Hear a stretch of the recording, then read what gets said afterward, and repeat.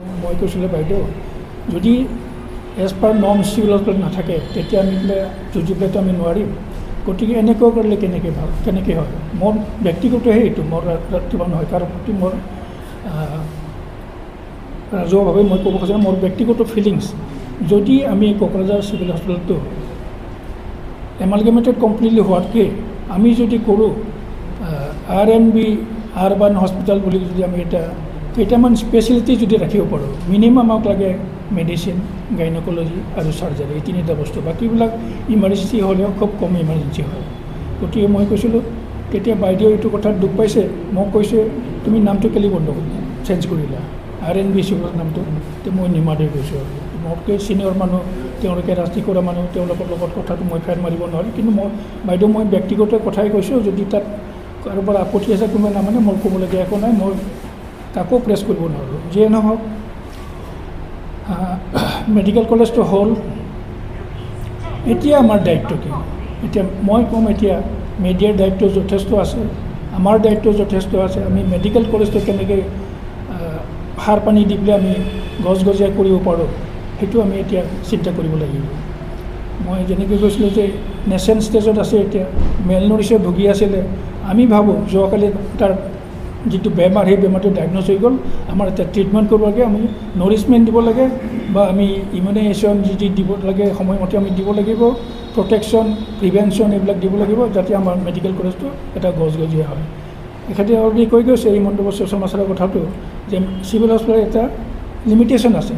Civil হস্পিটেলটো হ'ল কি, এইটো secondary stage health care provider. Medical college হৈছে tertiary stage health care provider. গতিকে মেডিকেল কলেজত স্ক'পটো বহুত বেছি আছে। আজি এতিয়া MBBS কৰ্চটো আৰম্ভ হৈছে।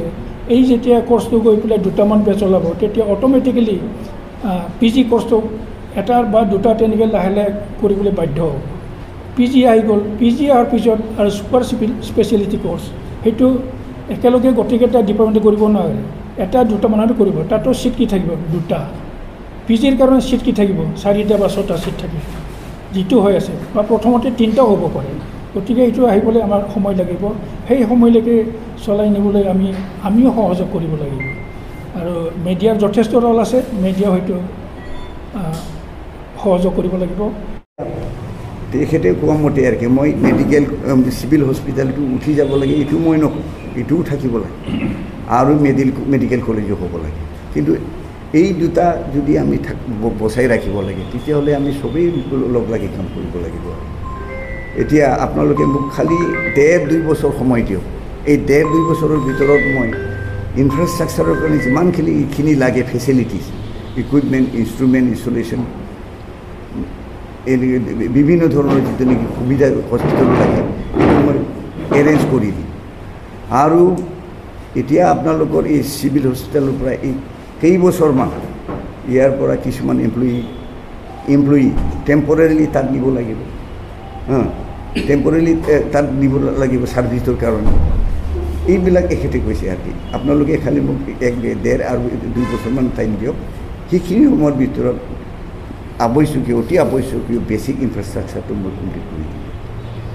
তাৰপিছত এইটোৱেই আৰু কি ৰিজাল্ট আল্টিমেটলি। যদিও আমাৰ ডিছকাশ্যনটো নেগেটিভ বুলি যিটো নেকি আমি ধাৰণা কৰিছিলোঁ, ultimately it turns into what positive.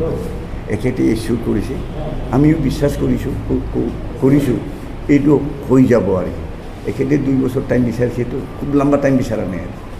আৰু যেতিয়া ইয়াত গ্ৰ' হ'ব, এখেতে কৈছে চিভিল হস্পিটেলটোতো আপোনাৰ গ্ৰ' নহয়, এতিয়া যিটো পৰ্যায়ত আছে এইটো এনেকুৱাই থাকিব। কিন্তু মেডিকেল কলেজ এখন তাত গ্ৰ' হ'ব, বিভিন্ন ধৰণৰ ডিপাৰ্টমেণ্ট ইয়াত আহিব, ভাল ডাক্তৰ আহিব, ফেচিলিটিছ আহিব, বাঢ়ি থাকিব। কিন্তু এই চিভিল হস্পিটেলটো নাহে। আৰু ইয়াত যদি ব্লাড টেষ্টৰ যদি প্ৰভিজনটো থাকে, মানুহবিলাকে টাউনত আহিব নালাগিব। এতিয়া এজন মানুহে টেষ্ট কৰিবৰ কাৰণে মেডিকেল কলেজত ডাক্তৰে যিটো ৰেফাৰ কৰিব টেষ্ট কৰিবৰ কাৰণে, টাউনত আহিব লাগে। টাউনত অহাৰ কাৰণে তেওঁ টকা পইচা খৰচৰ ইনভলভমেণ্ট থাকে, আকৌ মেডিকেল কলেজত যাব লাগে। এনেকুৱা প্ৰব্লেমটো আছে। যদি মেডিকেল কলেজ পূৰ্ণাংগ পৰ্যায়ত হয়, তেতিয়াহ'লে এই প্ৰব্লেমবিলাক নাথাকে। আমাৰ যদি অতি আৱশ্যকীয় ইনফ্ৰাষ্ট্ৰাকচাৰবিলাক তাত থাকে এনেকুৱা অসুবিধাৰ পৰা আমি হাত সাৰিম আৰু